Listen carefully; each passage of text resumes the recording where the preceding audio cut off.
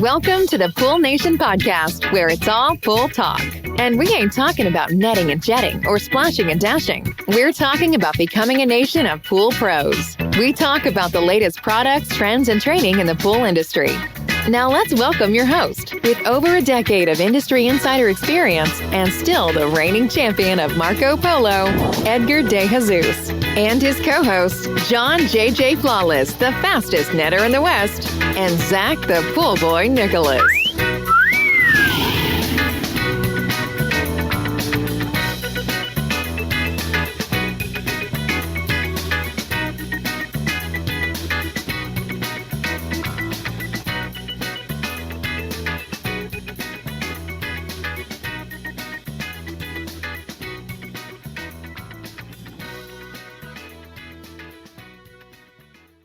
Welcome, everyone, to the Pool Nation Live podcast with myself, your host, Edgar De Jesus. And yes, I am the reigning champion of Marco Polo, along with John JJ Flawless, the fastest netter in the West, and the famous Zach, the Pool Boy Nicholas.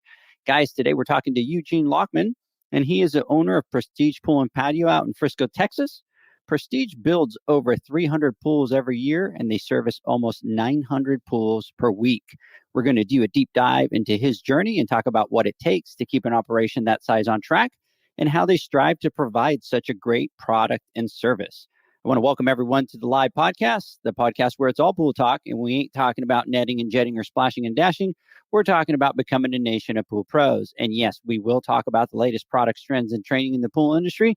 But before we get started today, I want to thank our sponsors for this podcast, the Ultimate Pool Tools, Pool Invoice, and the PoolmanUniversity.com. We want to thank them for their continued support. Zach, good morning. Good morning, everybody. I'm excited for today's episode to hear Eugene's story because from what I've seen, Prestige has an amazing operation, and it's really a level that we're trying to get to. And the thing is that most people tend to only see the successes, and they don't realize that in order to get to that success, there was a ton of hardship, stress, and hard work that went on along the way. And I imagine that in all reality, that stuff doesn't ever go away. You just have a team and a support system to help you get through it every day. So anyways, good morning, and I'm really looking forward to this one. John, good morning. Good morning, everybody. But first off, look, before we kind of get started and before I kind of say my morning thoughts, Edgar, I think it's Podbean. I don't think it's the iPhone. So, because right now, our little mute button is a little different. I don't know if you noticed. So it looks like they kind of did a little update. So things are a little weird.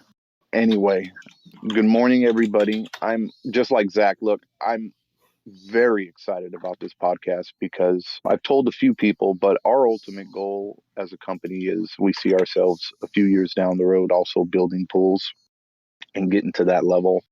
We're happy with our progress currently and where we're at, but we want to continue to grow. And like I've said before, I was a boy with a dream, and hopefully I'm thinking that Eugene is living that dream that we want to live. Looking for. We'll find out after this podcast, after we hear his story, if that's really what we want to do, but we'll find out. But I just want to say thanks, Eugene, for coming on. I know you're obviously very, very busy with what you have going on and what you're doing. We're looking forward to picking your brain and kind of hearing the ins and outs and how you kind of got where you're at. Yeah, no, thanks. I'm excited. So Eugene, good morning. How's everything going? Just another busy morning. That's it. Just trying to figure out iPhone voice versus Android. It's the talk of the day. It's an easy one. It's you got to get rid of those iPhones, guys. I've talked about it, but nobody listens to me. All right, guys, I'm not going to lie. Eugene gave me access to this entire place this week, and I was literally like a kid on a candy store. And you guys should see the view that I have. I actually get to see the yard out here. And Zach, John, it's literally like that feeling that you have when you're at Disneyland and you're 6 or 7 years old. You pull up into the yard, and I'm not kidding. He got a delivery today, and there's the pallet of the pumps, and there's probably about 8 filters, and there's all kinds of equipment out there. So it's been a total Disneyland story for me so far. You walk through where he has all his parts, guys. It looks like a small distributor shop with all the racks and all the equipment. And when you walk out there, guys, in the middle of his yard, he's got this one big building where he has all his chems for his guys. And so, Zach, John, what do you think is his chemistry? Is it powdered? Is it liquid? Is it salt? What is it? Well, So I'm hoping he has a lot of salt, and I'm hoping he does a lot of liquid. But I'm figuring he's probably going through like, I don't know, 10 pallets of chlorine a week. Dry No, of or liquid, tab? Liquid. Okay. What about you, Zach? So I'm throwing a wild guess out there. I'm going with salt and maybe Cal Hypo tabs. Cal Hypo tabs. Oh, that's Just a good mixing one. it up. That's a good one. Absolutely no. He is a liquid guy. So tons of liquid chlorine, tons of liquid acid, and then obviously some tabs to supplement. But Eugene, how much salt pools do you have? Anymore, it's believe it or not, in our world, it's a dying piece of the business. Salt is not necessarily the way that people go mostly today. So you still have your diehards and the people that definitely have a reason to want salt, but with just all the other corrosive stuff, that's a dying piece of the business. That's interesting. But I would have to say everybody's correct. I have salt. I have liquid. We use a lot of liquid, and we use our tabs mainly just to supplement the cyanuric acid. And that's one of the things that we talk about all the time on our podcast and all that is really kind of doing the liquid and staying away from all the powder. It's interesting because out here, Cal Hypo is such a dominant force out in the market, but it's great. It's great to see you using liquid. Can I ask a question on that? Go. Are you using liquid chlorine feeders, Eugene? We do. We have a lot of pools that have feeders on them, especially in our commercial world. That's really heavily used, but nonetheless, that is bleeding over into the residential side as well. So we have them on feeders, and then we use it. We use the liquid just because of the reverse effects of just the dust and the powder and all the stuff you get with the powder. We found that we can control and ultimately deliver a better product when we leave using a liquid chlorine versus Cal Hypo.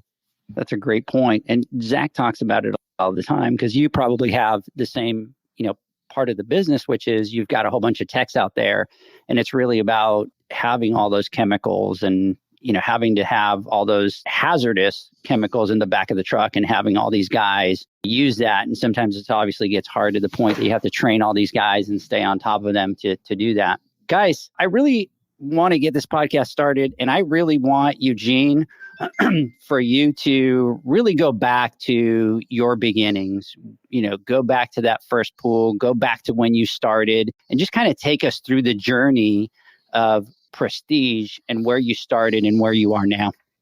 All right. So how long do I have? You have as long as you want, because we want to hear this story. I mean, you want me to stay at 35,000 feet or you want me to come down to 10,000? I mean, no, it's, I'm going to make the story short and you guys can ask me to define or dive deeper and I don't mind. All this started, years and years ago. I worked for AT&T. I was a network engineer for AT&T Wireless, and they decided they would merge up with Singular. And when they did, the group I was in, they laid all of us off. And I didn't know what I was going to do. I had no idea. I didn't like the desk job, so I decided. I had a buddy that was building and selling some houses. I thought, man, let's go give this a run and let's try it out. So I bought two to be exact. I bought 2 empty lots in a neighborhood that was growing, and I built a couple houses. And one thing that I learned while I was building those houses is it was slow, and more importantly, my risk, the money that I had on the table was everything. It was everything I had, and if one of those houses did not work out, I was doomed. I was doomed financially. I would have bankrupted me. And so it took me about 8 months to build and sell those houses. And in the process, I had a lot of downtime. And so I started doing some odds and ends that I could easily do. And that was building fences, really. That was it. I started building some fences and I built a fence. And it started because a buddy of mine got a bid for a fence. And we all thought it was just extreme crazy how much it was. And I said, hey, I can do it for you. And so I did. I built that fence, and like everything that I've tried to do, I try to, brand myself, and I put a little sign on that fence. And within a month, I had another customer that wanted me to build them a fence, and then another one. And what I realized in the process of building those houses and building those fences, I realized the risk versus reward was way lopsided on the house versus the fence. Meaning on a fence, I got 50% of the money up front. So my, risk or money on the line was damn near nothing.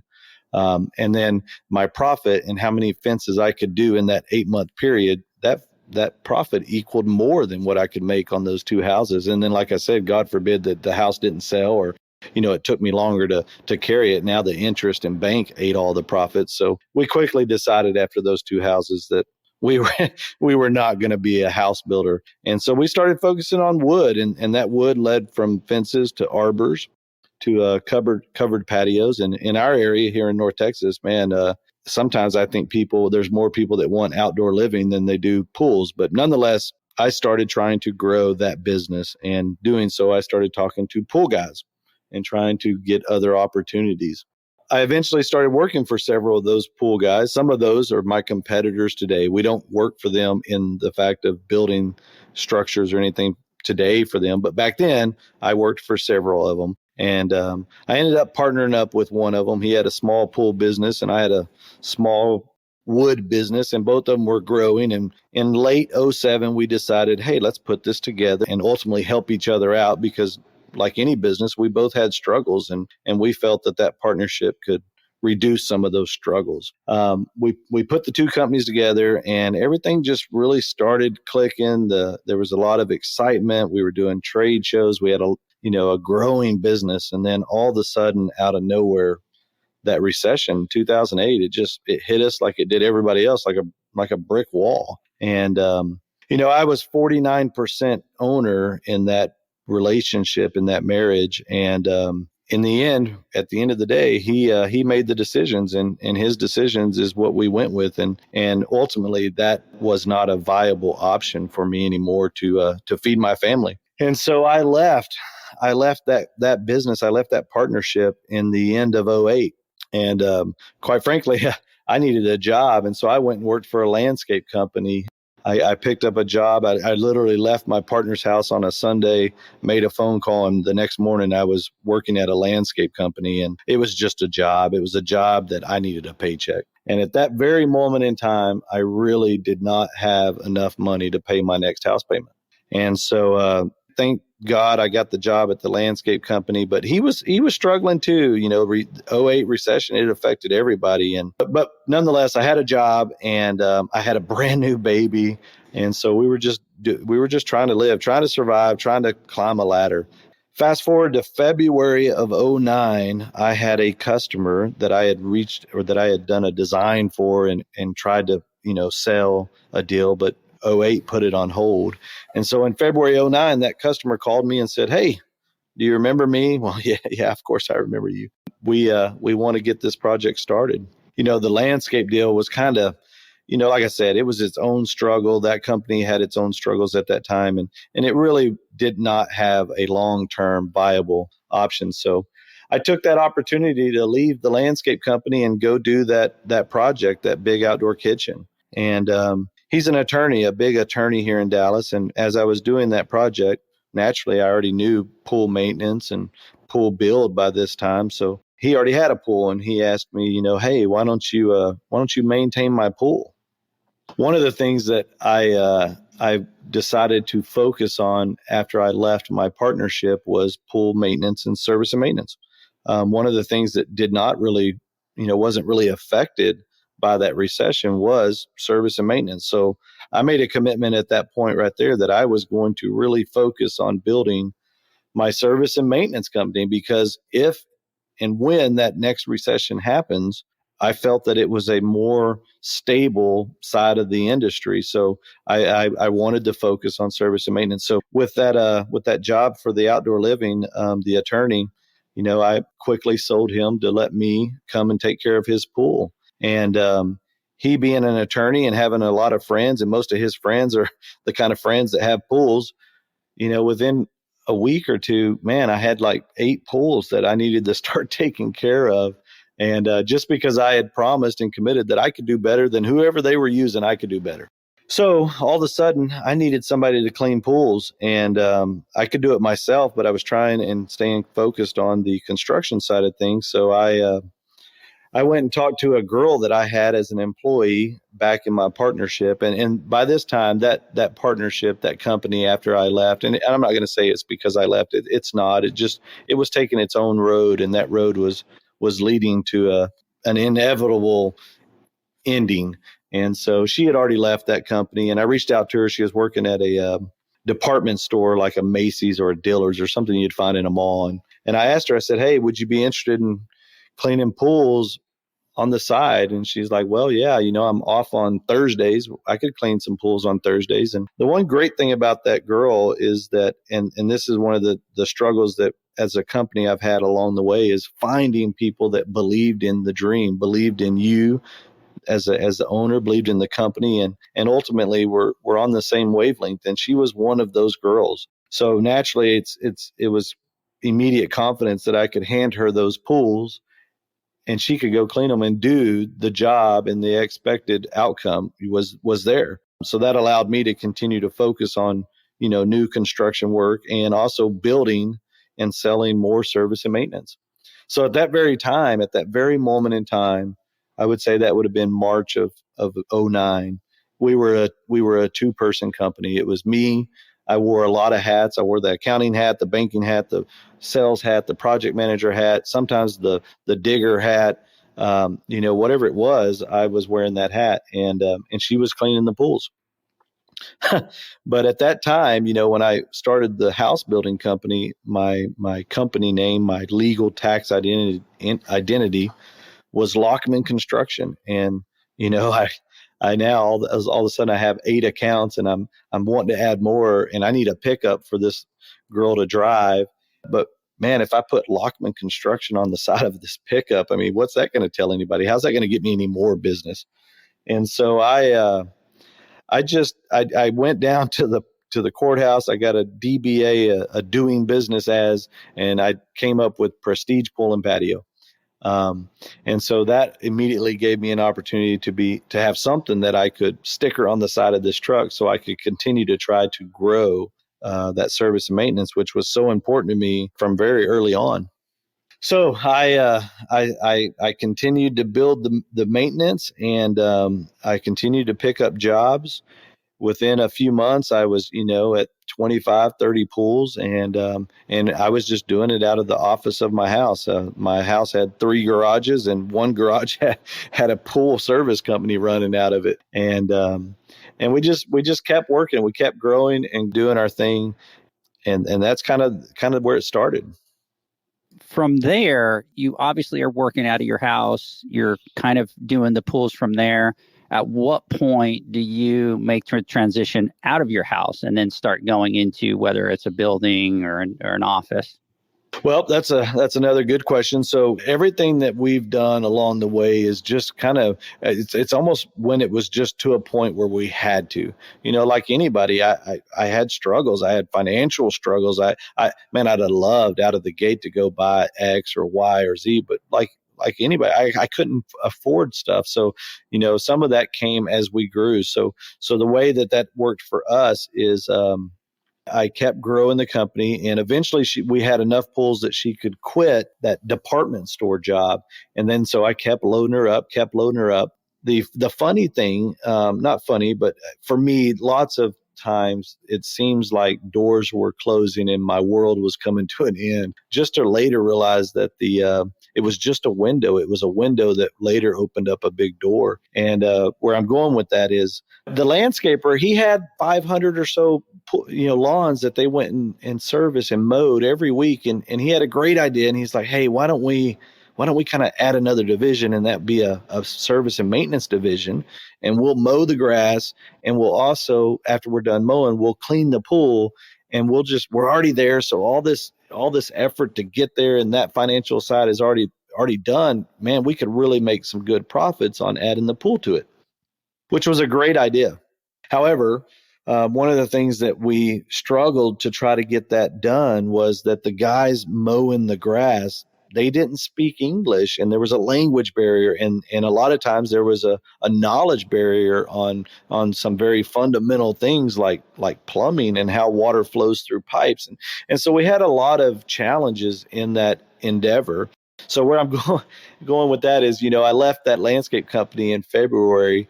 In April, the owner of that company calls me and says, "Hey, I want you to clean my pool for free." And I was like, "Okay, well, that sounds like a plan. Who doesn't want to clean pools for free?" I said, what am I, what am I going to get out of this? And he said, "Well, I've got an offer of a lifetime." He goes, "Right now we have 53 pools, all the pools that when I went over there to try this new deal with him, we instantly sent an email out to all those customers. And so it was real easy to overnight have a full blown maintenance route, 50 plus pools. And so he calls me and says, "Hey, I need you to do me something. I need you to clean my pool for free." And I'm like, "Okay, what do you have in mind?" And he said, "Well, I have a dilemma, this dilemma of us trying to clean pools, and we're not a pool company, and these customers are getting furious with us. They're canceling, they're mad, and we don't know what to do. We don't know what to do with the pools. We don't even know. We know nothing. We know nothing. And so if you will be so kind to take all these pools off of our back and you take care of them. They're your pools, your customers. You do the pools. And in return, you just need to do my pool for free." That's just amazing. I said, "Okay, well," I said, acting, Deal. yeah, but you can't give them the excitement right away. "Okay, well, we might need to negotiate a little. Cleaning pools isn't easy. It's not, maybe if you could just cover the cost of your pool and then I can do the other pools, maybe, so you try to act." So many times we tried to act so much bigger than we really were. And knowing on one side, in the back of our head, we're like, "Oh my God, thank you, Lord. This is such a blessing. Thank you. You just saved my world. This answers and fixes so many of my problems." But the reality, the expressions and the words coming out of my mouth is, "Well, let me think about this. This is going to take a little bit more." It's so dumb. But anyways, that right there pivoted or was a pivoting point, because it slingshot us into, it sped us up. And so those 10, 12, 20 pools that we had, now all of a sudden we got 85. Now all of a sudden we got another dynamic or challenge or hurdle. And that's it. Okay, you went from just a few, now you got a full route, and we need another person because that's too many pools to clean. And I know there's a lot of guys out there, I hear it all the time, "Man, I cleaned 80 pools this week," or I did 90 pools. And they're probably very successful at that. What I have found is people get burned out trying to do that many pools. And especially, man, my expectations have always been through the roof. And for my employees to meet those expectations, I have to make sure that I don't overload them, because it's kind of a double-edged sword. And it's not fair to them when I want them to meet these expectations, but yet I want them to do this volume. Those two things don't really work together. And so what we needed right away is we needed a second truck, and we needed another employee. And so we instantly were able to get both of those. That wasn't a problem. But now, gosh, my wife, man, who wants a bunch of pool trucks? I don't know about all the people listening, but my wife did not want pool buckets and trucks and all that stuff sitting in our driveway or in the front of our house. So, but that was a good opportunity for me who didn't want it either. And I needed an excuse to be able to go buy and build something. And so I'm an airplane guy. My hobbies, my interest, I'm fascinated by airplanes. A lot of guys go play golf or go to the bar and have some beers or whatever. Man, I go to the airport and I fly my airplane. And so at that point, I was renting a hangar out there at the airport, and because I really couldn't afford one, I couldn't justify owning a hangar. And so when we got those pools, now all of a sudden I could mentally make the decision and justify buying a hangar. So I went and I bought a small hangar, and in half of the hangar I had my airplane, in the other half I had 2 pool trucks.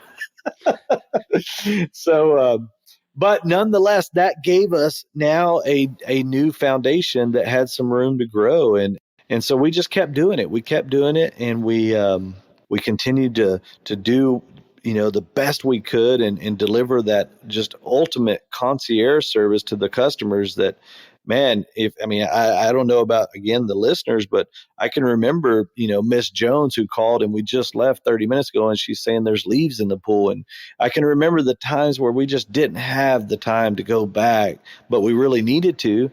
And early on back then in this time of the timeline, we did. If we had that bandwidth, we had that ultimate customer service thought process, and so we were able to do that. And those kind of being able to provide that kind of service made it really easy to grow my service and maintenance. And so it kept growing, within, I'm going to probably fast forward. My timeline's not exact, but I'm going to say probably by mid 2010, late 2010, we're up to full 2 routes. We ended up, training a second person, and now we're at 2 routes. And the bank calls me one day. The bank calls me and says, "Man, Eugene, you got to pay $90,000 and it's due by Friday." And I'm like, "Man, what the heck for?" He says, "Your old partner," which, even though I had left that company, I still was on a note with the bank, and I was a guarantor. And so the bank called and said, "I've got to pay this money by the end of the week, or it's going on my credit, and they're coming to get my kids and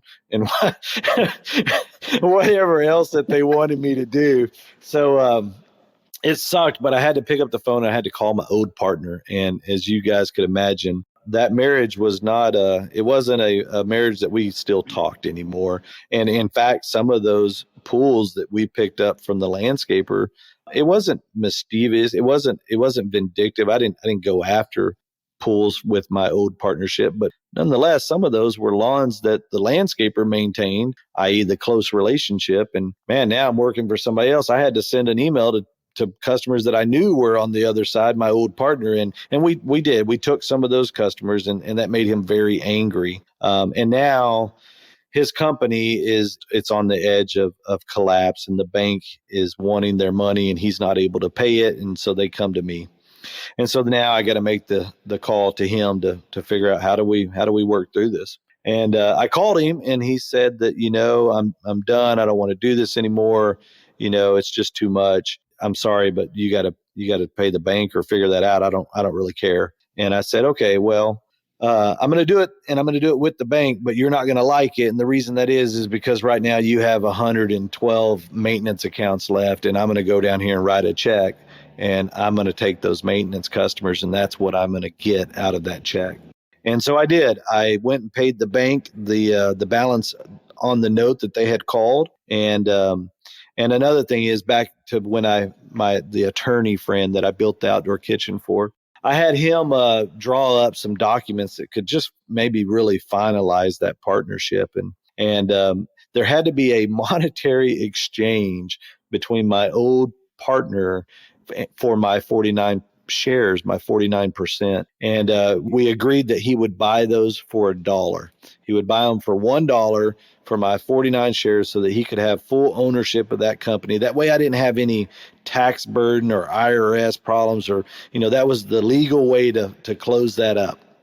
So a funny story, I got him to agree that, hey, I'm going to pay the bank, I'm going to take the customers, and to finalize this ownership, you're going to buy the 49% from me for $1. Well, he wouldn't meet me, and like sometimes all of us have been childish in our aggravation. I know I'm guilty many times, but he wouldn't meet me. And finally he said, "Look, I'll put the papers, they'll be signed, they'll be on the hood of my truck in this parking lot, and your $1 will be there." So I went and found his truck in a parking lot, and no kidding, there's a 7-page legal document that he has signed and notarized, ultimately buying that 49% shares from me. And in return, I got $1. And so there were 4 quarters stacked up on top of that, on top of those papers.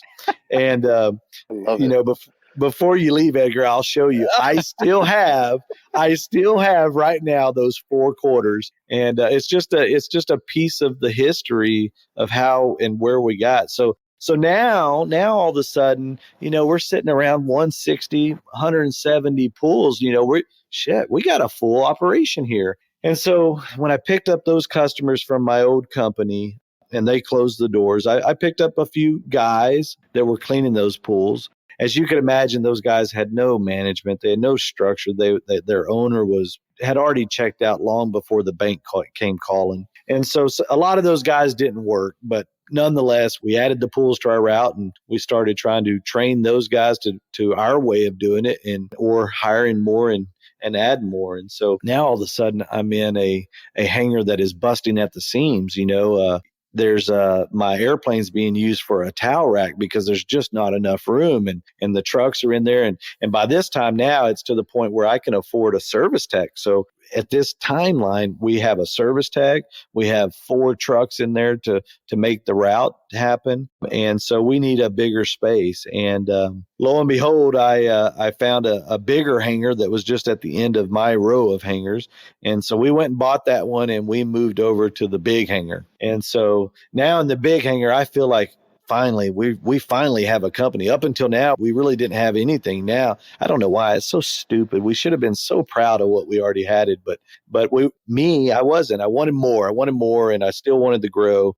So now I have a full-blown department that is on its own 2 feet, and I can really, really focus on, selling more construction jobs. And so service and maintenance is almost in cruise control, and I'm over here focusing on sales and trying to build a sales team so that we can design and sell, projects. It just seemed like we were spinning our wheels. We would deals, and I think everybody's had this too. The where you leave the meeting and you're like, man, I got that one. Let's go ahead and go buy X because we know that's in the bank. We're eating steak tonight, or you're just confident that the deal is done. I mean, it's like you just met your brother that you haven't known for 20 years. It's that close of a deal, and you feel that confident. Just to later, the deal goes dark, and now it's like, man, we were best buds yesterday. Now you won't even talk to me. What happened? And over, I would have people tell me, the ones that that you could really truly confront. They would tell you, man, Eugene, we love you. We love what you're doing. Everything seems so great. However, man, we came out to an airport and you're in a hangar, and quite frankly, we're talking, and at that time, gosh, our average pool was like 48 grand. Now they're way, way more. But anyways, it's all relative. So that guy would be like, man, I'm spending $50,000. And quite frankly, Eugene, you could be gone tomorrow and you're in this metal building in the back of an airport. It's just kind of fly by night. We just can't justify and come to peace with engaging with you because it just doesn't seem like it fits. And so back again, we were kind of back to another why in the road. It was like, golly, either we give up and we say, hey, you know what? We're not a construction company. We're a service maintenance company.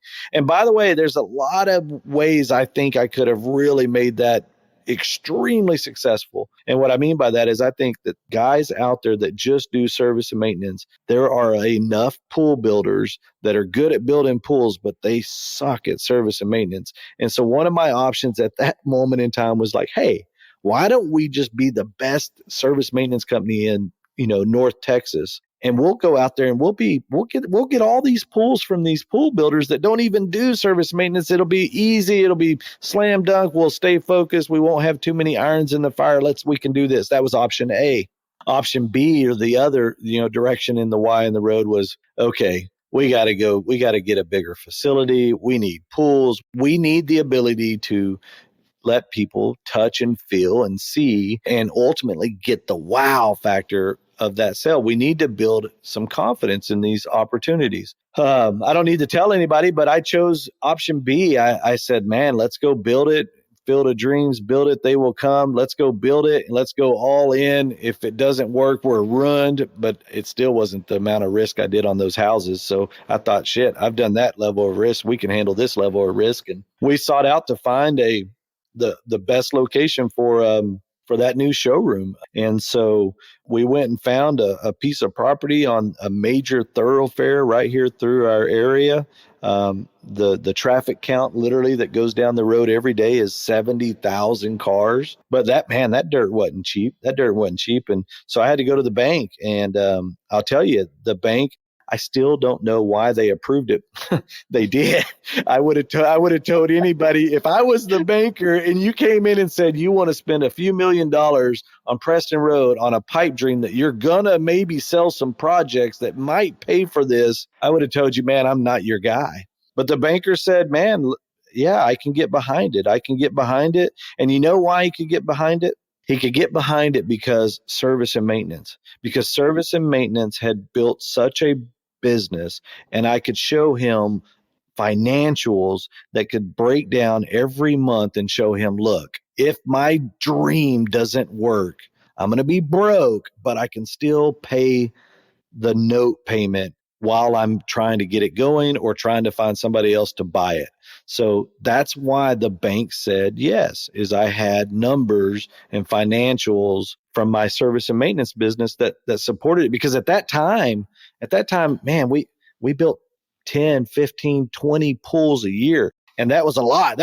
And we were super excited about it. But in the grand scheme of things, it wasn't enough to try to go spend several $1 million on Preston Road. And anyway, so the bank allowed us to do it, and we started that process trying to design the perfect building for selling pools. The whole building was really, I mean, it was built based on a maintenance company that was, 400 pools. It was built on a dream of selling pools. And as far as construction went, we subbed everything. There was not, the only 2 employees in construction was me, the project coordinator, and then a girl that we had in the office that would process, invoices and paperwork for subs. And I subbed everything. If I needed something swept up, I called a guy that could go over there and sweep up a porch. We subbed everything. And so, I'll come back to this here in a moment. That was a dumb thing that I missed, but nonetheless, we built this building, and I wanted to build it like nobody had ever seen. I wanted the biggest, baddest building you could ever lay your eyes on. And that way, and I was probably overcompensating, those customers that told me, Eugene, we feel like you're fly by night. I was like, damn it, by golly, when I'm done, you will not feel this way. And anyway, so we build Taj Mahal, and we have, pools, fountains, everything that we design, pitch, or propose, you can right here physically touch, feel, and see it. And it happens. People literally go get in our pools. They claim that they want to feel the plaster. I think they just really wanted to entertain their kids for a little bit. But anyways, they really do. They get in it, they touch and feel and see it. So now we got Taj Mahal. In fact, everybody in the industry's, the rumor on the street is, oh man, that'll never work. Oh, that guy, he's ruined. Mark my words, in a year, that'll be out of business. It's done. But that was not true. That wasn't the case. We built it, and they did come. I'll never say that I had a line out the door. Well, I take that back, and I'll come to that. But Snowmageddon a few weeks ago, literally one morning I showed up, and there's a line out the front door trying to buy parts. But we built the building, and there wasn't really a line out the door, but by golly, the door had constant traffic. And so now I really had to get to work because I needed a sales team. We were, instantly out of the gate getting 100 plus leads a month for a new pool. That's a lot of work to design and quote and price and just hope to get a deal. So I started building a sales team, and it took me a couple years to build a sales team.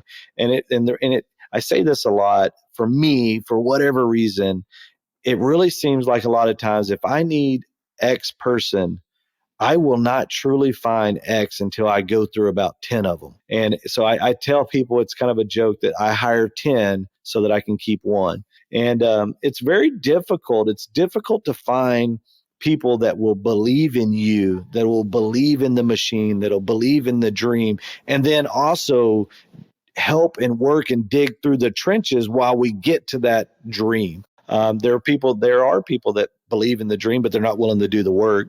There's people that believe in the work or they'll do the work for the paycheck, but they don't really give two shits about the dream. And I just realized I said a bad word on your podcast. I don't even know if that's due. you said the shit word.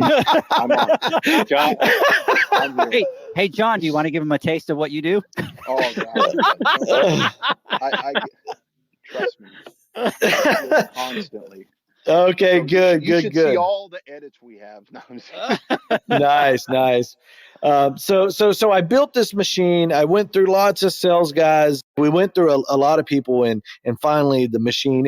And by the way, the year before we moved in the building, we built 38 pools. 38 pools.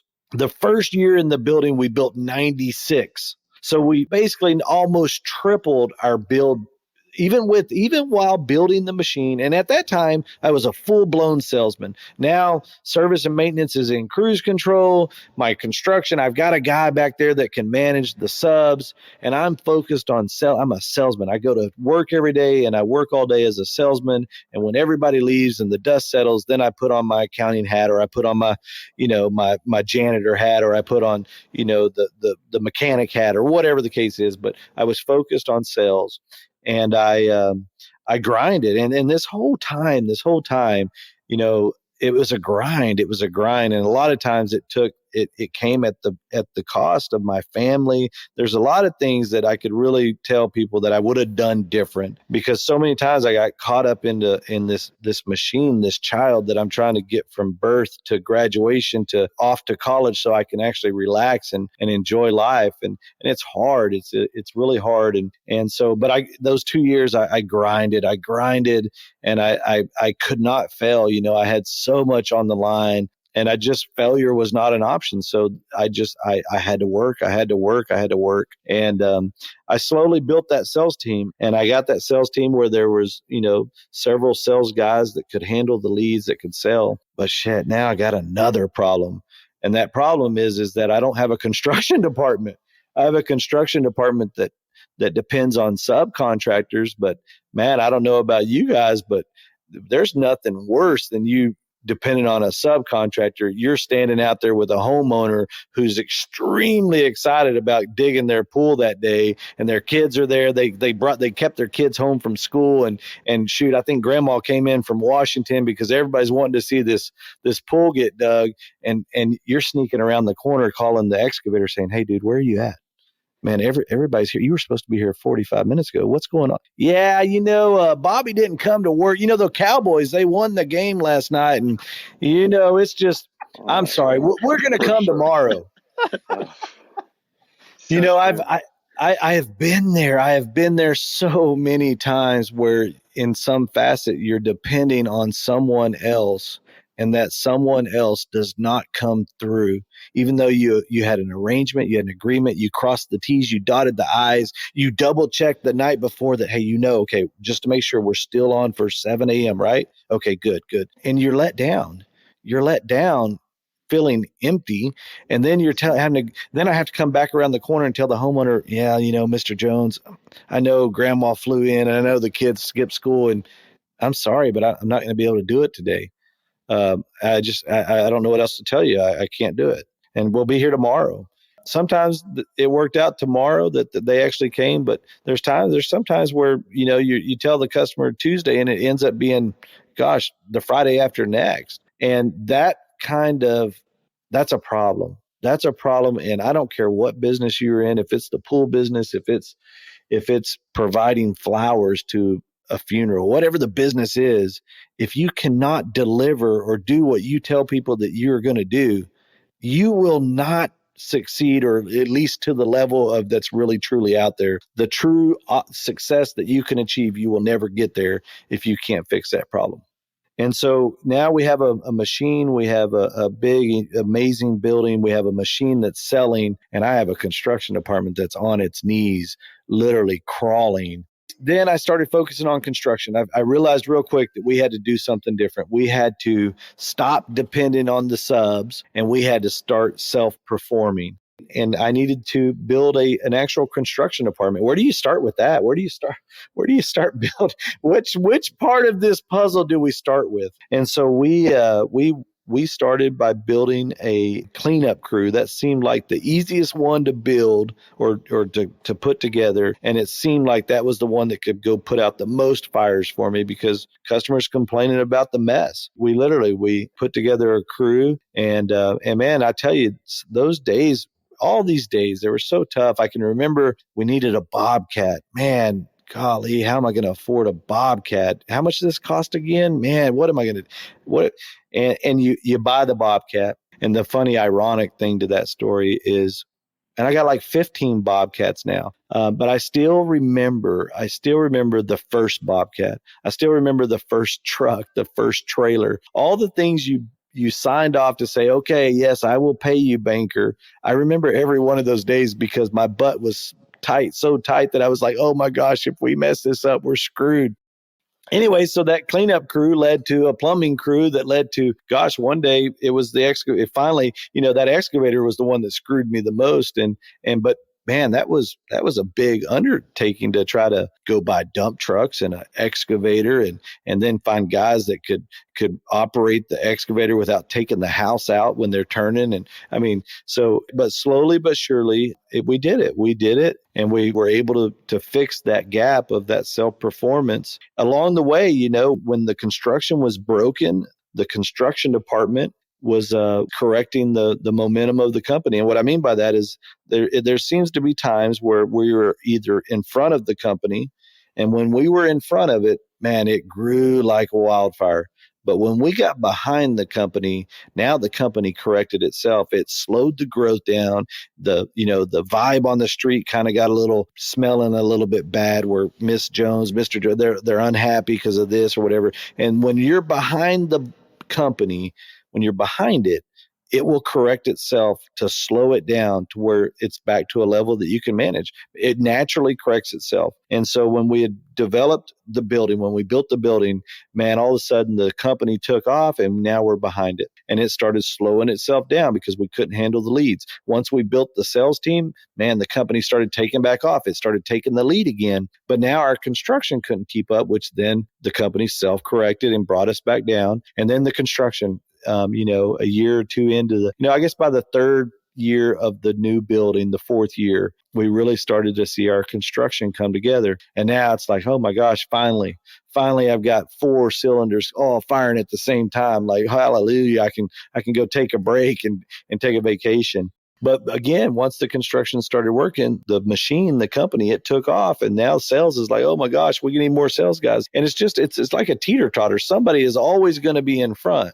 And trying to focus on keeping the staff and the employee and the ability of what we can do, trying to keep that in front of the beast. That is the focus. That's the focus. Because if you don't stay focused, let me rephrase it. If I don't stay focused on that, then that beast will get in front of you. And that's when, you wake up to mama whatever on Facebook that just crucified your whole reputation in a neighborhood because we didn't pick up the trash before we left that day. Or, those are the things when I'm saying the company gets away from you and it starts self-correcting itself. Guys, this is such a great story. We've been into this almost 50 minutes. Let's do this. Let's take a word from our sponsors, Eugene, John, Zach. When we come back, we will continue. The Hyper Pole from Ultimate Pool Tools is a pool care pole designed by pool professionals for pool professionals, featuring precision-crafted carbon fiber and stainless steel construction. Go to ultimatepooltools.com or Instagram at Ultimate Pool Tools. Introducing Pool Invoice. Pool Invoice is pool billing software that was created specifically for the pool service and repair industry. It was developed for our industry and only our industry. Pool Invoice was built with recurring billing in mind. You can print, email, text invoices, or even send via WhatsApp. You can add recurring or yearly charges, accept credits, and set up autopay. You can even see when customers have seen the invoice. It even has a customer portal where they can log in and see, print, and pay invoices. It has all of your customers' information on one page, so you don't need to search through hundreds of invoices looking for the one you need. Just go to the customer's profile, and it's all at your fingertips. It's currently in beta phase, so anyone can use it for free. Just go to poolinvoice.com and request an invitation at the bottom of the page. Pool Invoice was made for you. Okay, guys, now we're back. We're talking to Eugene from Prestige Pools, listening to his journey. Let's continue. I am enjoying this story completely. I'm enthralled. I'm just sitting here just like daydreaming. And it's almost like a movie. Eugene, you can literally like make a movie or even like a reality show. Well, I don't know if it's just kind of. I don't know if anybody would watch it. Oh, I would. Wow, what an amazing story. And I know that's only the tip of the iceberg, but it's things that we need to hear. Our industry is so, I don't know how to put it, or at least in my market where we're at, we're very guarded. And nobody likes to share success. Nobody likes to share challenges. Everybody, it seems like they're always out for themselves. You never really get to hear the truth, and you really get to hear it. And I really appreciate you talking about your pitfalls, talking about successes, talking about things that you wish you would have done better. Some real personal stories. And it kind of really hits home with me because the struggle's real.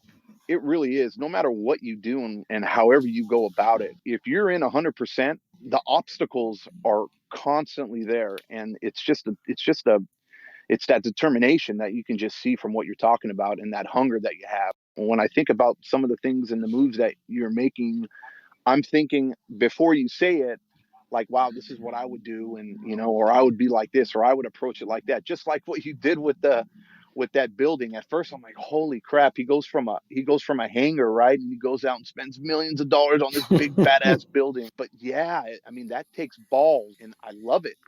And that is something we do. I believe brand image is so important. And you talk about it, and you said it a little bit, you touched on it at the beginning on the story where you said, look, when you were talking to the landscaper and you were talking about, hey, he wants you to clean the pool for free, and you kind of hemmed and hawed and stuff like that. And we say this on the podcast, sometimes you got to fake it a little bit before you make it. Sure. Right? You have to assume, you have to act like what you want to become in order to become it. If you're still doing the same things that you're doing now, there's no way you're going to be better, right? You can't reach that pinnacle, or you cannot grow unless you assume that position already before you're even there. I mean, I'm just like listening to it, and I just want to hear more. And sorry we're so quiet. We're usually really nice and we're always talking and stuff, but I mean, your story's spot on, and I'm enjoying every second of it. So please continue. A lot of times, Eugene, we're constantly talking over each other. Yeah. And you can tell that everybody's listening because everybody's just quiet. There's been a couple of times that I've wanted to jump in and ask a question, and I'm like, it will kill the flow. So let me know. So yeah, go ahead. I'm going to give you the mic and have you keep going through your story. It's awesome.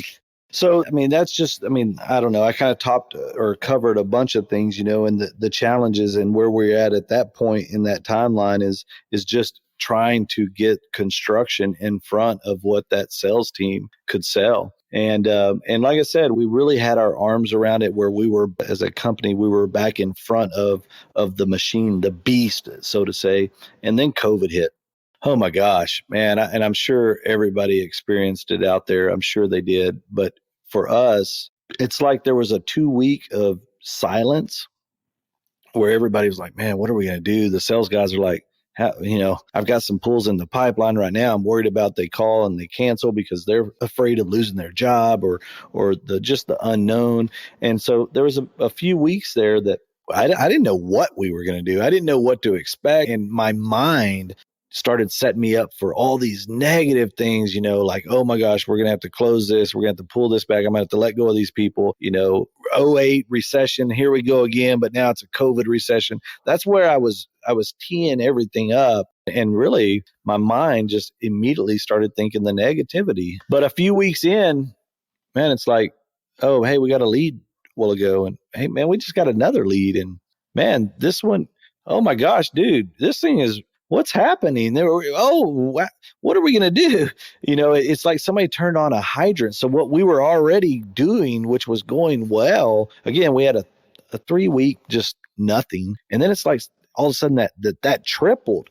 And then we started selling pools, more pools. And all of a sudden now I'm back into, we're as a staff, we're falling behind the machine. The machine said, hey, I don't care about you guys. I'm going this way and y'all better catch up. And now all of a sudden the construction team, which was really, really set up and doing really well to build a couple hundred pools a year, and everything was going good. And then all of a sudden sales says, hey, we sold, 40 jobs this month. Here you go. Here's a stack of folders. Go build them. Good luck. Thank you. We're going to go get back to work on selling some more. And then the next month it's like, hey, here's your 45 more that we sold this month. And you're like, oh my God. Now, I have an excavation crew, but now I need 2 crews. And oh shit, we have a problem over here in gunite because, the gunite companies, which is a huge, huge endeavor to get into gunite.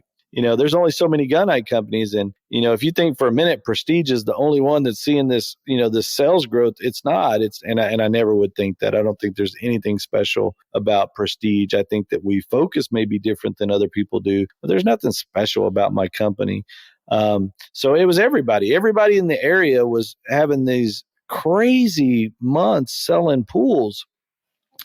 But the gunite guys, they're set up and they can, I'm just going to make numbers up because I don't really know exactly the numbers, but let's say that they're able to gunite 500 pools a month in North Texas. But now all of a sudden this area is expecting them to gunite 750 to 1,000 pools a month, and they can't do it.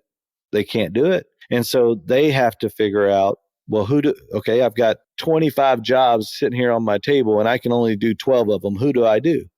Well, unfortunately, they don't do Prestige jobs. They go and do Johnny's jobs, who's been in the business for 40 years and he's a second generation. And I know his dad who started that. I'm going to go take care of Johnny first. And there's a few Johnnies in my area that have those roots that are much deeper than my roots. And so, for us last year, we had a whole new dynamic in the equation. It's one thing to go get a cleanup crew, and it's a stretch, but it can be done to go get a excavation crew. But what do you do when you need gunite and you can't get it?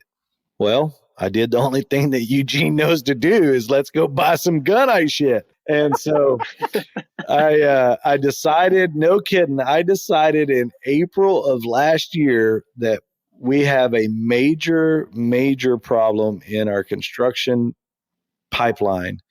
And the only way that I saw that I could truly fix it was do it myself, just like I did with the excavation and the plumbing and the gas and electric and so on and so on. I needed to fix gunite. And so in April of last year, we decided, well, shit, I guess we're going to do gunite too. And we went down to the Mack dealer that sells the big semi trucks. And we said, hey, we're here to pick up some gunite guys, some gunite trucks. Where do we find them? Are they over here? Are they maybe in the back there? And they're like, you don't come down here. You don't come down here and say, hey, I want it. And I'll take 2 of them in red and I want 1 in blue because it's going to be marked a little different. That's not how it works. And so nonetheless, we had to order them. We had to order, and we had to sit out and design. We had to spec out these trucks like, hey, does this truck have this widget or that widget?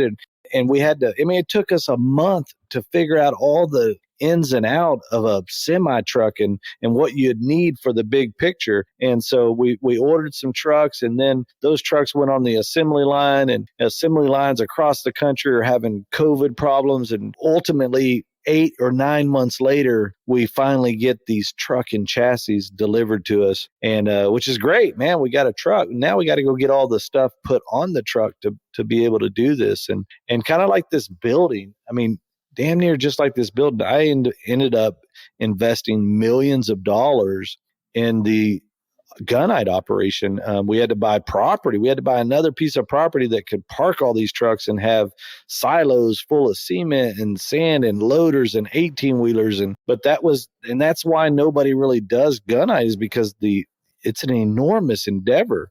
But man, it didn't really matter because I'm going to come right back to that. So we ordered all this gunite stuff. We started setting up the yard. We bought the land. We're getting it all ready to go. And by the way, as it is right now, today, and Edgar, you could probably take a picture of them here in just a little bit. The last 2 trucks of that operation that we ordered are supposed to be delivered today. And so we, come Monday, will truly be able to go and shoot our own pools. We've been limping and shooting our pools now for a week or so, but it's just that. It's just a limp because we don't have all the ingredients. But the last two ingredients show up today. And but if you back up, and even right now or back in April a year ago, my biggest problem is I had all these pools that used to we would dig a pool, and in 10 days later we were gunniting a pool, which is crazy if you look at the industry as a whole, for a company to be able to dig it and then shoot it 10 days later. And by the way, when we shot it, everything underground was done. All the gas lines were done. The plumbing were done. The equipment pad set. It's all at that point. Once we gun it, all we got to do is build the top up, which is a huge accomplishment. It really streamlined our process. And if we're gonna be a custom builder, but we're also going to be a volume builder, we have to have the pipeline's got to be, it's got to be flawless. And so right now, today, I have over 50 pools that are waiting for gunite, because over the last 12 months, the gunite guys that are out there, the contractors that you can use, they don't have the bandwidth. And so they were already taking care of the big dogs, or the ones with the deep roots. They were taking care of those first, and we were getting the crumbs. And that's for us. I know we're not a little company. I just can't imagine how many of the little companies, how did they get through this, that really have, they don't really, some of them don't have a root at all. And so we had to start fixing that bottleneck because it was causing a problem to my machine. And back to when the excavator said, yeah, I'm not coming today, I still had all those people standing there looking at me, staring at me in the eyes. What are you going to do? What are you going to do? And so we did the only thing that I know to do is, let's figure it out. Let's do it ourselves. And so we decided to get into the gunite operation. And I never wanted to do that. If you really want to back up all the way to the beginning, I never wanted to go build houses. My job ended. That window, which I at the time thought was a enormous door, that window closed and another door opened. And so then I was a fence guy, and then the opportunity for the partnership, and then the partnership failed again. Another door or window closed. That I went and got a job, working a job for a landscaper, just to lead to this bigger door, and then the building here. I mean, all of these things along the way.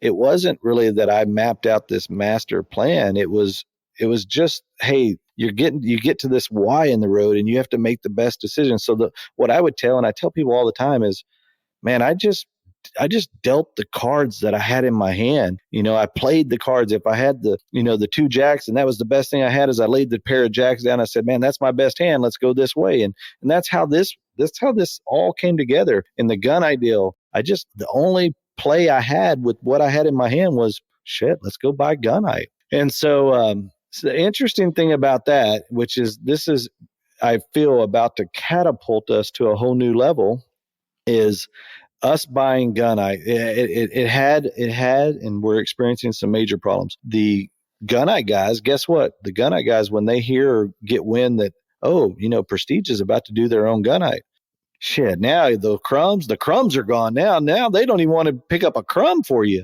And so that's its own challenge. The hurdle to get over the hill is very challenging. But what else has came along is that rumor mill has spread quickly. And now, man, I've got like 6 different competitors that are like, man, do you think you could come shoot my pool for me? We're struggling to get this done. And so about halfway through the gunite endeavor, we decided, hey, why don't we use this opportunity to not only feed ourselves, but what if we could, we're really good at construction, and we're behind the 8 ball a little bit because we need to build more guys, more crews. But what if we used this gunite option as a gateway to provide other services to our competitors? And so what I did is I completely rebranded that gunite division, and now I'm in the process of rebranding my entire construction division, because my excavator today might be digging one of my pools. And by the way, now we have 2 excavation crews. So today they might be digging one of my pools, but tomorrow they might be digging pool ABC company down the street. And so my big competitors, they'd never use me. I mean, they would never, it would be stooping way low for my big competitors to use me. But I never looked at size or any of that. That didn't even mean anything to me. A guy that wants me to come and dig, he digs 3 pools a year and he wants me to dig one. That's fine with me. There's a lot of those guys. I was one of those guys. And because I was one of those guys, I know all of the areas that person could have helped me.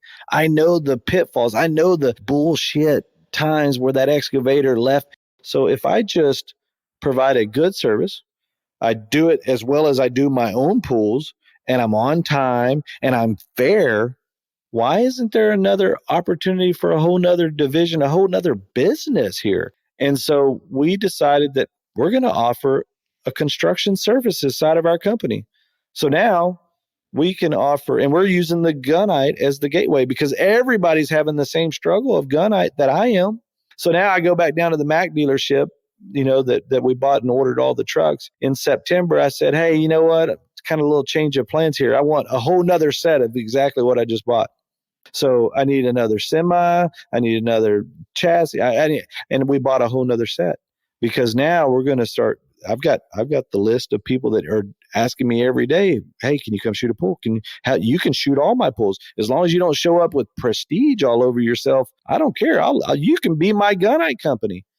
And so we're focused on our services side that will do 2 things for us. A, it will be able to fulfill our needs because we have more guys, more equipment, more crews. And B, we can start fulfilling other needs for other people that will fill the holes and keep our machine busy all the time.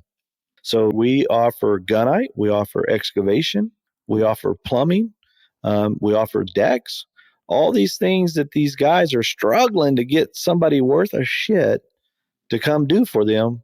We're going to do it too. And so now this thing is morphed to a whole nother piece of the equation. That is just amazing. John, you going to move out here and build? Hell no, man. I'm looking.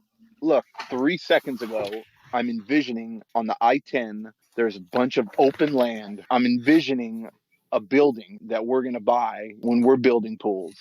And it's just like, oh my God. And like I'm saying, this story, Eugene, is just spot on. And I love it. The minute you were saying that you're doing the gunite and you had that division you're building, I'm thinking, oh, wow, you're going to start shooting pools for somebody else. And then sure as shit, you said it. And I'm like, it's just amazing. I wanted to ask him that. I wanted to stop and ask him that. But then, of course, he answered it right after. Yeah. We saw the same thing coming. I'm like, he's going to shoot for other pool builders. And there it is. Yep. So how many pools do you build now per year? So we're just over 300. And so there was a funny conversation just yesterday about that. We're like, man, okay, so they're starting to open everything up. People are talking about traveling again. What do we think that this year, 2021, what do you think it'll do? And I believe that we're going to see a little bit of a lull. The next few months, I think, in the construction world for us is going to be a little bit of a lull. And I'll tell you right now, myself, my competitors, we're all so far, but I've got 150 something jobs that need to be dug. When somebody buys a pool, I look at the list. If I pulled it up, there's probably somebody yesterday or whoever bought a pool this week from me, those sales guys had to tell them, look, you're 6 months out. You're 6 months away from us even starting your pool build. And so I think naturally that we're going to lose, this is the time of year where people are asking, hey, if I sign today, can I swim this summer? And unfortunately this year we're having to say, no, might be lucky if you're swimming by Christmas. And so because of that, I think we're going to see a lull. But I do believe that we can still spit another 300 out for 2021, especially if I'm able to capitalize on the efforts that I'm putting in. And what I mean by that is I have my second excavation crew that's just coming on. My fear is, or right now, I haven't been able to really utilize them because if I double up my digs right now, that just compounds my problem of gunite. You can dig holes all day long. If you can't put gunite in them, then what's the point? And so for us, we've kind of just been holding the brakes until our gunite is flowing. And as soon as it does, because I can gunite twice as many pools that I can dig with one excavation crew. So now if I can double my excavations, now I can max out my gunite crew, and we can really all of a sudden take that 6-month wait and make it a 3-month wait. Now I might be able to say, hey, yeah, you might not swim for summer, but I can have you swim by Halloween. So I think I'm optimistic, but I think we can get another 300 this year. It's now, insane. What about your service side? So obviously, and we've talked about it all the time, and I think it's great that you see the value of the service side and how much of a moneymaker it is. You're up to 900 pools a week. Almost. That's got to be a big feat. Well, I can tell you some things along the way about my service and maintenance. And I will start by saying those employees that believe in you, and I've had several along the years that bled blue. If you cut them open, they were going to bleed out Prestige blue. I would tell everybody knows those people that I'm talking about, those employees or partners or whatever it might be, those special diamonds. Over the years, there's lots of times that I was so focused on other areas of the business that sometimes I let those people, I let them go, and not me. I didn't go and deliver, say, hey, today's your last day. It's what I mean by that is, they have needs too. And these employees, they're all the same. They're like me. They're just like me. Every person listening right now everybody has one thing that we all have in common. We're trying to climb a ladder. The ladders might look a little different, and sometimes the rungs might be maybe a little further apart. But one thing that we all have in common is we're just trying to improve whatever it is we have. And sometimes my focus was so focused on other areas, i.e. that sales team that had to sell pools, because if we didn't sell pools, how do I pay for the building? Or that construction department that, man, if we didn't. So where I'm going with that, my service and maintenance, man, it took a struggle. There was some challenging times for that. And to put it back on me personally, and I think I mentioned it in the beginning of this podcast, is these kind of things that we are trying to do, build these companies and do all this stuff. There's only so much of us that goes around. You only have 24 hours in a day. And if you spend 18 hours of that day focused on A, well, B, C, and D are all going to start to struggle. Whether A is your marriage and B is your kids and C is this, or however you line it out in your life, if you're putting all your focus in one, the rest are going to struggle. And one thing that I've been guilty, and I think we've all been guilty, is that, balancing that juggling act and trying to keep them all satisfied, and ultimately at the end of the day to trying to keep ourselves, our inner selves satisfied. It's a big struggle, and service and maintenance through some of that really got neglected. Sometimes, like our marriages get neglected, or our employee, that diamond employee who's needing to grow and develop. They get neglected. And there are times, there are several that unfortunately over the years I let get away. I let them get away because I wasn't focused on their needs, because in my mind, prioritizing, they just weren't in the priority window at that moment. And a lot of this, the last 5 years, my service and maintenance, it really got neglected. I put it in my brain. I put it over there on the back burner. It's in cruise control. It's doing what it needs to do. I'm going to go focus on this. I'll see you next year.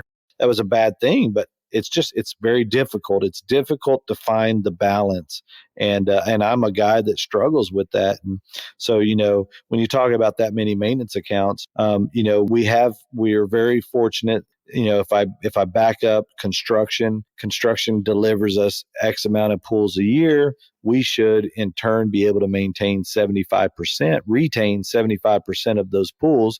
So just in even numbers, if construction hands my maintenance department 300 pools, well, why can't I keep 225 of them? Well, I can tell you a lot of reasons why that doesn't work, because construction delivers 300 pissed off customers. Pissed off customers, they don't stick around for maintenance. a happy customer that comes into a broken maintenance department, they don't stick around. And then so me neglecting service and maintenance, assuming it was on cruise control, it had a lot of problems. And one of the problems that I saw in mine is that for whatever idiotic reason, I thought that my service and maintenance could do the same incredible job that they did when we had 100 pools and one person in the office. And I'm just keeping it simple.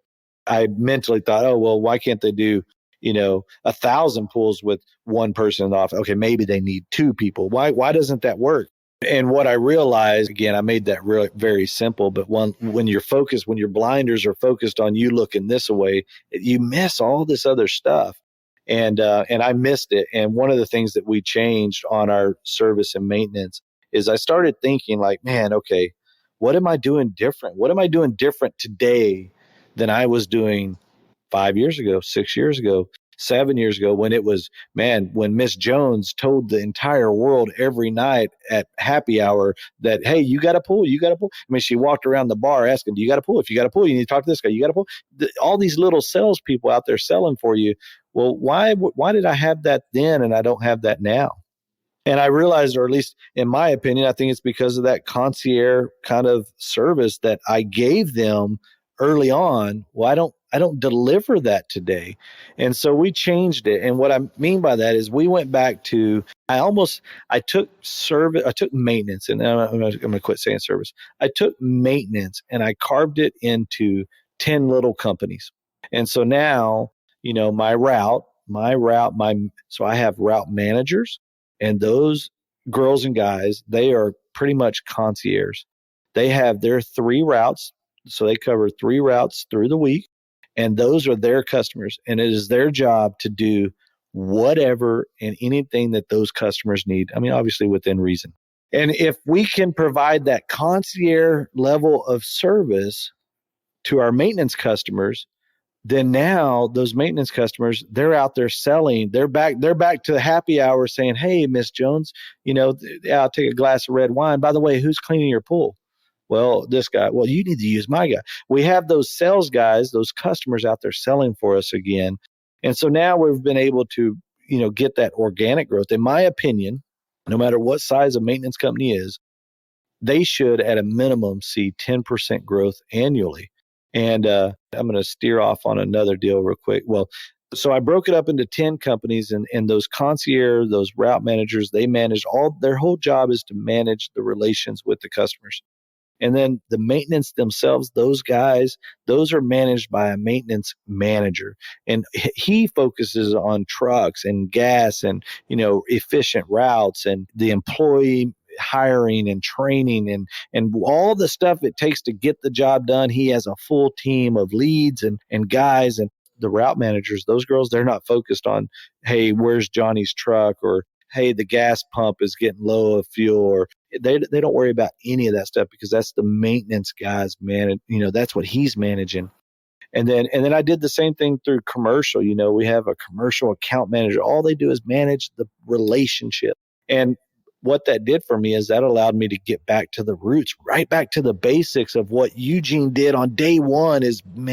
I just managed a relationship, and I made sure that I could have somebody to go and do the things I needed to get done in order to manage that relationship. And so I changed it. And one thing I'll tell you is those are some difficult things. And I'm sure there's probably listeners out there saying, oh, dude, that sounds great, but how'd you afford it? And I'll tell you this, of this entire equation from day one, you got to know your numbers. You got to know your finances. You got to know where you're making money. There's so many times where what I believed and what I envisioned just financially didn't work. And I had and needed to know when to pull the plug on that, because it didn't work, or what can I do to make it better? And so for maintenance, for me, for whatever reason, maintenance is an incredibly easy piece of my big machine to know its numbers. And I always knew, here's where I'm at with maintenance, and here's what I can afford. And then I use that to do that. And then I've always also said that maintenance, from a profit standpoint, Maintenance is like a roller coaster. There are times where the boat is heavy. It's all about how many customers we have. There are times where the boat's heavy and you have just enough customers to make the ends meet. But then we start adding customers because the boat was heavy. It was in front of the machine. Therefore, the machine was growing. And by the time the machine catches up to where we're at as far as our ability, then we add more ability. So the profit on maintenance is like a roller coaster. It's constantly either somewhere. It's not instant. It might take several months, maybe even a year to go from the bottom to the top of the roller coaster, but you've got to make changes so that you can keep, because it's growing. So it's got to grow, and the people got to grow, and company grows, people grow, company grow, people grow. And so that probably, but you got to know the numbers. You got to know the numbers. For me, I just always, another thing is I really did truly always invest back into the company.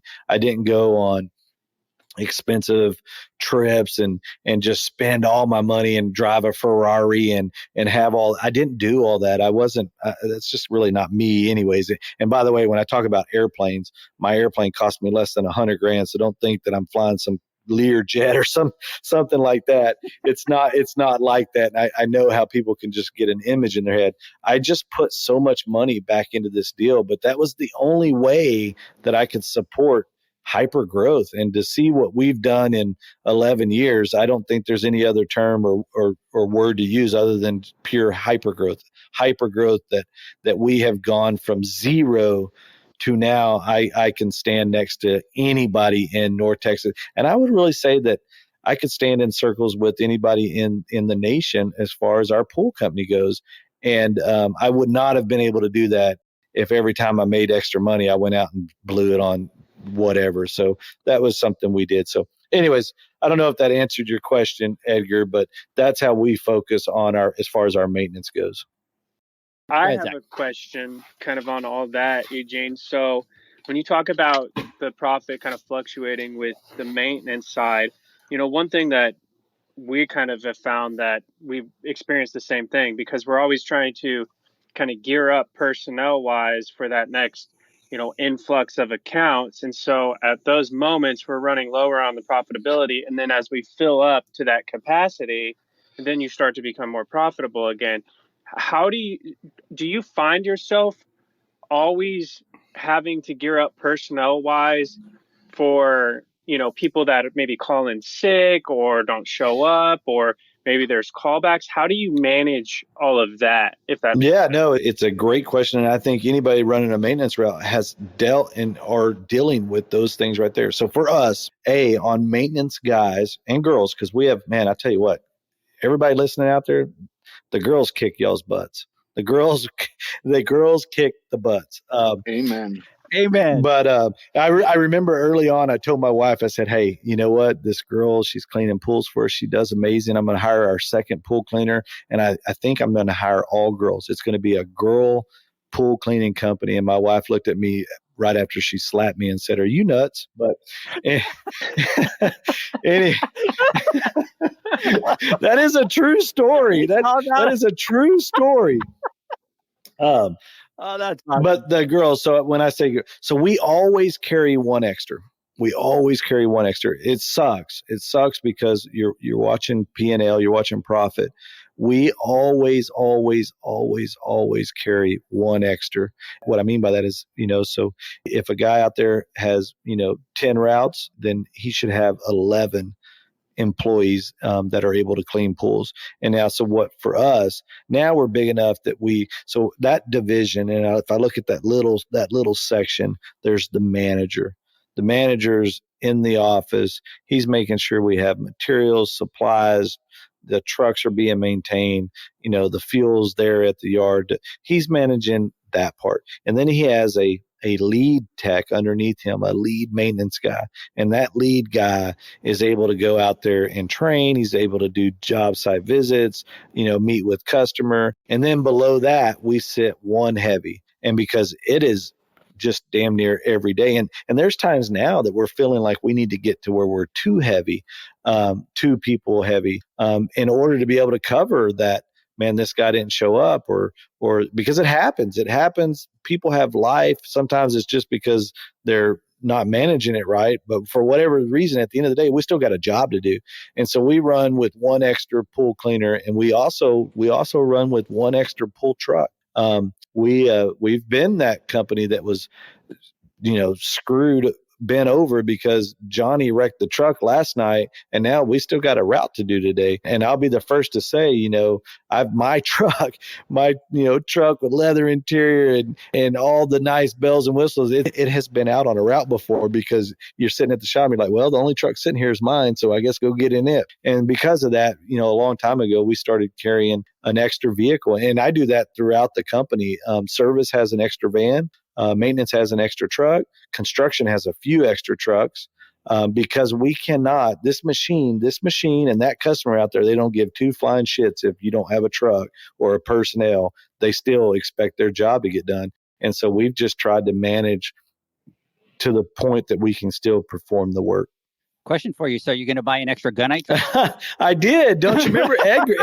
Edgar, I already did. I did.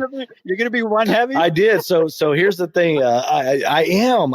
It's crazy how it works. But, I told you that we started, doing it for ourselves. And then we had all these guys calling. So we went ahead and bought a whole another round of those vehicles. So I went back down there and said, look, we already did this. We need to just duplicate it. And they looked at me like, are you serious? I'm like, yeah, I'm serious. I'm the best guy you met this year, because I just bought freaking 16 different, semi-max, big size trucks. But we did.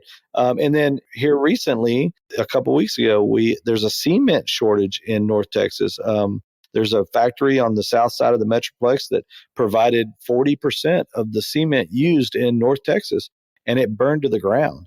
And they're talking 12, 14, 16 months until that factory's back online. Well, that affects a lot of things, not just pools. It affects roads. It affects foundations, bridges, pier, everything in the world that they use concrete for. And so all of a sudden now our truck, which should have been able to make a 7-mile journey to get loaded up with cement, well, now it's making a 3-hour journey to get cement.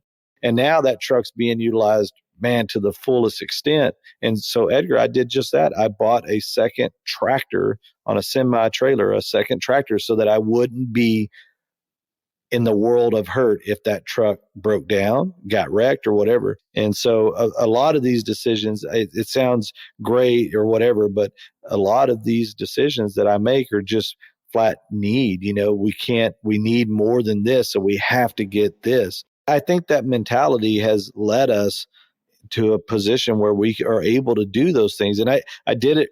I wouldn't say I did it early on, man. In the very beginning, it was all I could do to afford the 2 pool cleaning trucks. And there's no way I could have had an extra. But as we grew, I would say by the time we had 6 routes, 7 routes, at that time right there, we had already been burned enough times where a truck wouldn't start. It was broke. It got wrecked. Probably from my 6th or 7th route that I had, from there forward, I probably had a second truck or a backup truck. It's like you said, you don't have a truck. The customers in Miss Jones don't care. She don't care. Why weren't you here? Thing is that is like I'm getting from all of this, and we're going through this, is that the more you grow, there's more and more things that you have to have in place for that. And it's a whole different story from when you're 1 or 2 or 3 trucks to when you start getting 8, 9, 10, and so on. And that's why I'm always talking to everybody about make a plan, make a vision, like think about that. Don't just fly through it every day, just kind of taking what comes at you. Have an idea of where you're going to go, because that's something we didn't really have. And I think it made our journey that much harder. But if you have some sort of outline of where you want to head, you can start to make plans for that. When we get to 300 pools, this is what we're going to need. When we get to 400 pools, what needs are you going to have at that point? And it just changes. There's a lot of things that people probably think are silly that we do, but when you just start to get to that point, they got to be done. Yep. Hey, and Zach, I'll follow up on that. The one thing that I did that made it really easy to do that is I would always, and I constantly do this, I make my current org chart. I lay out my org chart. All of us more than capable of making an organizational chart. I make it out for what it is today. I know all my problems that I have. So after every time I make an org chart, I date it for today, and then I adjust that org chart to what I feel like it would be to fix all my problems. If I were to, I got this problem over here, what would fix that? So I make the current org chart, and I make here's where this org chart would fix all these problems. And I publish those so that people can see the direction that we're going, and then it gets a focus going that, okay, we're doing this so that we get to that. And that kind of was something we used as a tool that was really easy to kind of continue the growth and try to stay in front of that machine. That's amazing. And Edgar can, attest to this. I'm actually currently working on an org chart, and I want to touch on something you just kind of touched on there is, how do you feel about transparency with your team and getting that buy-in to the vision? Because I struggle with that. I struggle with, how transparent should I be? What things should I share? And I'm kind of an open book. I would rather just share it all. I'd rather be honest about the numbers. I'd rather, tell them what's going on so that they can see the real picture. But then, from experience, I know that not all people can handle that much transparency, and it doesn't always go the way you think it's going to go. I mean, what's your take on transparency and getting that buy-in to the vision? Well, I can tell you that it sounds like you and I might be cut from the same cloth, because I am a completely transparent guy. There are many times that I leave from a conversation or a meeting or whatever, and I think, why the hell did you tell them that? You just scared the shit out of them. Why'd you tell them that? Why did you tell them that we just invested $5 million on a gunite and some land, and now all of a sudden there's a cement shortage and you might not even be able to get the cement to make it work, and all that stuff's going to be parked? Why did you tell them that? But I'll answer that is, even though I've had those regrets, me personally, this is just Zach, this is me personally, I've had those regrets where I felt like, man, you were too transparent. If I were to be sitting at the pearly gates for my day to go into heaven, and I look back on it all, I really don't think I would change how transparent I am. There's good, there's bad, and sometimes, it is what it is. But I think in order to keep everybody on the same wavelength, they have to understand where my emotions, where my feelings, where my direction, they got to understand where we are to understand, or even to begin to comprehend why I want to go this direction. And so for me, being a sales guy, is really easy when I'm trying to tell and get the herd excited about going this direction at that Y in the road. It was just really a lot easier for me to deliver that message and get that buy-in from the company and from the staff when I was transparent. So for me, again, if I were at the end of the days and I was able to sit down and look back, I really don't think I would change how transparent I was. I won't say for a minute that didn't cause extra drama and extra problems. There definitely has been. There's been times where I lay out the future org chart, just to, like I said, we always do that. We publish our current and our future. I have had people quit their jobs because the future org chart didn't seem in line with where they were wanting to go, and they leave. Having an employee leave, good or bad, that's always a big loss to a company. Sometimes you have those regrets of, maybe I was too transparent. But at the end of the day, I really do feel that we've been successful in the growth that we've had. And I have to wonder how much of that was maybe because I was so transparent. I had some problems, some hiccups along the way of that transparency, but how much of success have I had from it? And I can't measure it. So at the end of the day, I'm just going to say I would do it all again. I appreciate that, because I mean, that's something that I'm currently struggling with, and I watch it go both ways. I watch me kind of clam up, and then I see the effects of that, and I watch me kind of be maybe too transparent, and I see the effects of that. So that gives me, confidence in my original thought process. And at the end of the day, not everyone's going to be cut out for the vision, and if you got to do what you got to do for the vision of the company and to get there. And if they can't buy into that, or maybe it doesn't fit their vision, it is unfortunate, but you know what? Everyone has their own path. And I think it's better to be transparent about that and have them figure that out early than try to kind of keep cultivating that relationship only to later find out that we're still at that same endpoint of this vision isn't for you. No doubt, no doubt. And if somebody's not on that wavelength that you are, they will continue, not maybe in a malicious way, but they will be pulling you. We call it they're sinking our boat. And when we identify sinkers, we quickly try to get them off the boat because they'll sink your boat. John, you seem pretty quiet over there. Well, like I said, I'm paying attention to every single word.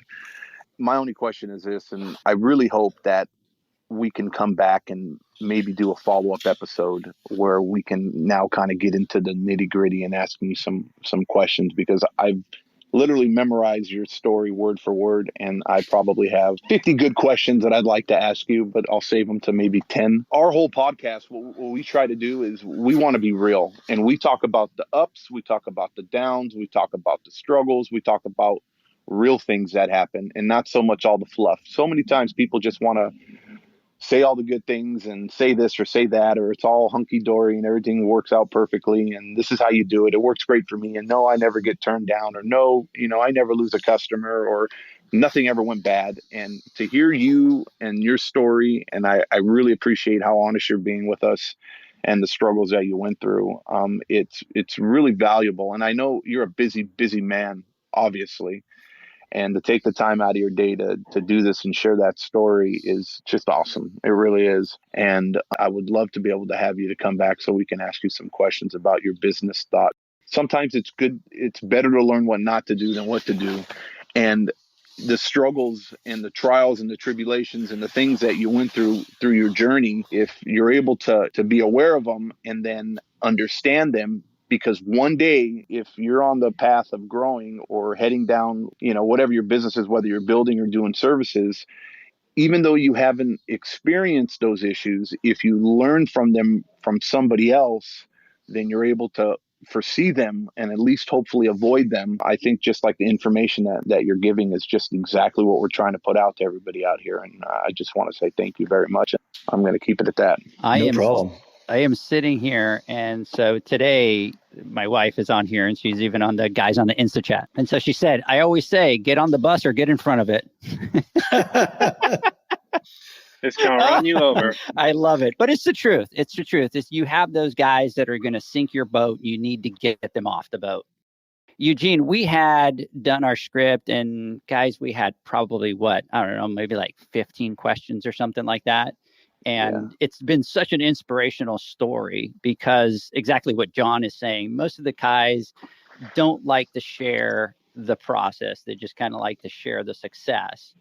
And I think it's awesome when we can hear the trajectory and follow along the journey. And it feels like we can relate as we're going through, whether it's on the service side or the construction guys, the people that listen.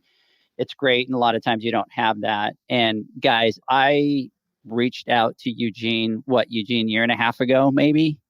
Mm-hmm. And I sent Eugene a message because I was going to start doing pools again after seeing his accident. And so I sent the message via Nextdoor, and I thought to myself, this guy's never going to freaking respond, but I'll take a shot anyways. And so I sent out this message, and next thing you know, I get a message back from Eugene, and he's like, come on down, let's get together and let's chat. Every time that I've come to Eugene, he's always opened the doors, and I know that he's a very busy guy, but he's always taken the time to foster that relationship. And to be honest, I kind of don't have much to offer Eugene, right? I think he has a lot more to offer with his experience and all that kind of stuff. So Eugene, I really appreciate that about you. You're a very humble guy. You're a guy that, is willing to talk to anybody and give anybody, advice. And so I definitely appreciate that. It was like something lined us up, intentionally. So I'm glad you did reach out. So guys, we're kind of coming to the end of the podcast. So Zach, if you have maybe another question or two that you might want to ask, I think now's the time. I think we have about 50 more questions, and Eugene, we're definitely going to have you back because this has been a great podcast, very inspiring podcast. So Zach, did you want to ask another question? Well, and I agree. I think we're definitely going to have to do a follow-up to get some of those questions. I more just kind of want to share and say thank you, because listening to your story, although we've had two very separate paths and we're in two very separate places, but like you said, we're all trying to climb the ladder. And for me, it's just so nice to be able to relate or have someone who understands, because like I mentioned in the beginning, everyone always sees the successes. It's the Instagrams, it's the Facebooks, it's the website or whatever, but no one really knows the real story. And for us, it's a different story, but just a lot of the same hardships. And I think that goes for everyone out there. And I mean, I don't know how many times I've went to make a purchase or make a decision and I'm stressed out and cringing and like, this could be it. This could be the thing that brings us to ruin, and just taking that leap. And then ultimately it ends up, in most cases being something that really turns out great. But just having that courage to be able to do those things, to be able to make that decision to build a building and make that decision for certain reasons, thought out reasons, and understand that when you get that building and you get it in that location, this is what it's going to do. And I'm putting it all on the line to do this. And now I have to give it everything. And outside of pools, you've imparted a lot of great information about the reality of balancing your 24 hours. Like you said, you put more focus on A than B, C, and D suffer. And I think we all get caught up in trying to, grow the machine, that a lot of times we do lose sight of family and friends and kids and things like that. And that's kind of one of my focuses right now, is trying to balance all of that. Because sometimes you feel like if you're just not at the desk, or you're just not on the job site, and you're just not pushing and driving, it's all going to fall apart. But that's not necessarily the case. You just have to be smarter about your time and everything. So Eugene, I could go on and on. Thank you again. It's very inspiring to me, and I imagine to a lot of our listeners as well. Yeah, man. Again, I enjoyed it. Listen to this. And this just kind of puts it into perspective. So we have obviously what we call the Insta Chat here, and Joey comes on here and goes, doesn't this podcast just put some more fire in you to grow? Definitely did for me. Just wow. So, and I think that's the perfect way to describe it, Eugene, is, just listening to your story, it just puts the fire under a lot of the guys out there and the girls. And so I really think that this podcast is going to be a great podcast for everybody that's out there, that's pushing, that wants to grow, that's kind of hitting the roadblocks. It's really going to be inspirational. Well, I'm excited that you guys, asked me to come on, and I would love to do it again. So just let me know. And I had a fun time. It was exciting. I've never done this before, so this is great. For sure, we'll have to have you back and sit and ask all the questions, because we have a big list. I want to thank everybody for joining us on the Insta Chat, for listening, guys. John, Zach, as usual, thank you for your time. And Eugene, really from the bottom of our hearts, thank you for all your time and really sharing your story. Yeah, no problem. Thanks, guys. All right. We'll talk soon, guys. Talk later. The sound of you continually pitching pool care poles into the trash. The sound of you using an Ultimate Pool Tools carbon fiber pool care pole for years to come. Go to ultimatepooltools.com or Instagram at Ultimate Pool Tools.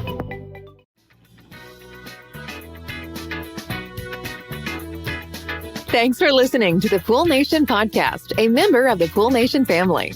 You can listen to us live every Friday here at 9 a.m. Pacific, 11 a.m. Central, and 12 noon Eastern Standard Time. You can find us at Pool Nation or poolnationpodcast.com, on Facebook, or on Instagram at pool.nation. And to find more info about Pool Invoice, the billing software built specifically for the pool industry, go to poolinvoice.com. Before you go, this is what the pool industry has been waiting for. PoolmanUniversity.com. It's the first platform dedicated to learning the swimming pool service and repair industry. A pool service community where you can connect and find videos on business, service, water chemistry, and repairs. See you there at PoolmanUniversity.com.